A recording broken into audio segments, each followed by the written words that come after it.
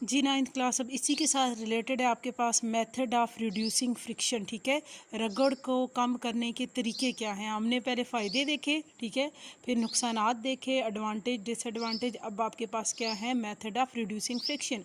ठीक है, रगड़ को कम करने के तरीके क्या होते हैं, फ़ायदा नुकसान हो गया, अब इसको कम कैसे किया जा सकता है।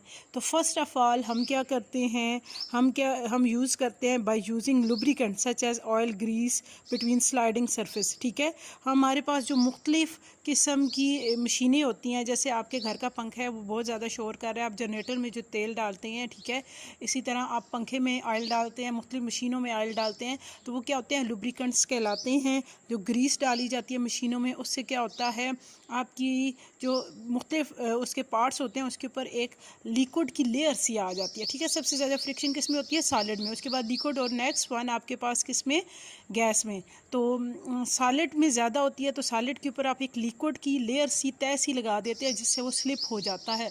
तो हमारे पास जब ये स्लिप होता है तो फ्रिक्शन कम हो जाती है। तो यही चीज़ कह रहे हैं बाय यूजिंग लुब्रिकेंट। जैसे कि हम लुब्रिकेंट इस्तेमाल करते हैं, इसमें क्या आ जाता है, ऑयल आ जाता है, ग्रीस आ जाती है। मुख्तलिफ़ मशीनों के पार्ट्स पे हम ऑयल या ग्रीस लगाते हैं, तेल वगैरह डालते हैं, जैसे जनरेटर का तेल होता है। ठीक है, तो उससे उसका शोर भी कम हो जाता है और आसानी से उसके पार्ट्स मूव भी करते हैं।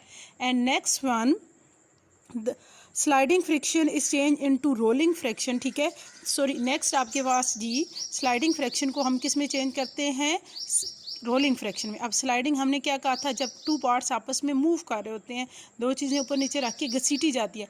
बट रोलिंग फ्रिक्शन आपके पास क्या होता है, हम उसके नीचे व्हील लगा देते हैं। जैसे आप एक बहुत भारी सा जो है वो क्रेट उठा रहे हैं या कोई बॉक्स उठा रहे हैं, तो उस बॉक्स को आप धक्का नहीं लगा सकते, उठा नहीं सकते, लेकिन उसके नीचे अगर छोटे छोटे व्हील लगा दें तो वो बड़ी आसानी से मूव कर जाता है। ठीक है, जैसे कि आपके घर में मुख्तलिफ़ मशीनें होती हैं, रूम कूलर हो गया, वॉशिंग मशीन होगी, तो आप उनको वैसे नहीं उठा सकते, लेकिन उनके नीचे जो छोटे छोटे व्हील होते हैं उनसे बड़ी आसानी से आप उन्हें धक्का लगा के मूव कर सकते हैं। तो वहाँ पर भी आपके पास क्या होती है, स्लाइडिंग फ्रैक्शन को हम किस में चेंज कर रहे होते हैं, रोलिंग फ्रैक्शन में।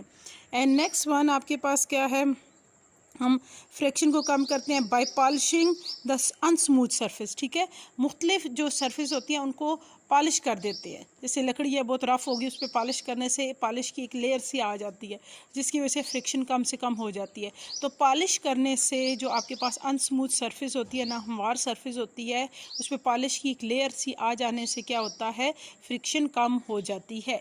And next one, the front of the fast moving object, for example car, aeroplane, is made along to the minimise air friction. ठीक है, जो हमारे पास तेज़ चलने वाली मशीनें होती हैं, जैसे कार हो गया, एरोप्लेन हो गए, आप देखिए उनका जो फ्रंट पोर्शन होता है वो इस टाइप का होता है। ठीक है, जिसे हम कहते हैं ब्लॉन्ग या नोकदार किस्म का। ठीक है, जो जेट एरोप्लेन होते हैं, जहाज, जंगी जहाज़ें हैं, हम कहते हैं बड़े नोकदार से होते हैं, पॉइंटेड सी उनके आगे से फेस होता है। ठीक है, तो वो नोक किस वजह से होती है, एयर फ्रैक्शन का उस पर कम से कम असर हो, हवा की रगड़ कम से कम असरअंदाज हो सके।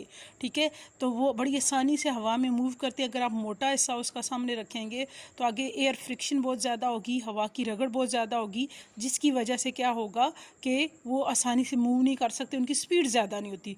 तो उनकी स्पीड तेज़ करने के लिए उनके सामने वाला पोर्शन, उनका फ्रंट पोर्शन जो होता है वो नोकदार सा रखा जाता है, ताकि एयर फ्रिक्शन उस पर कम से कम अफेक्ट करें।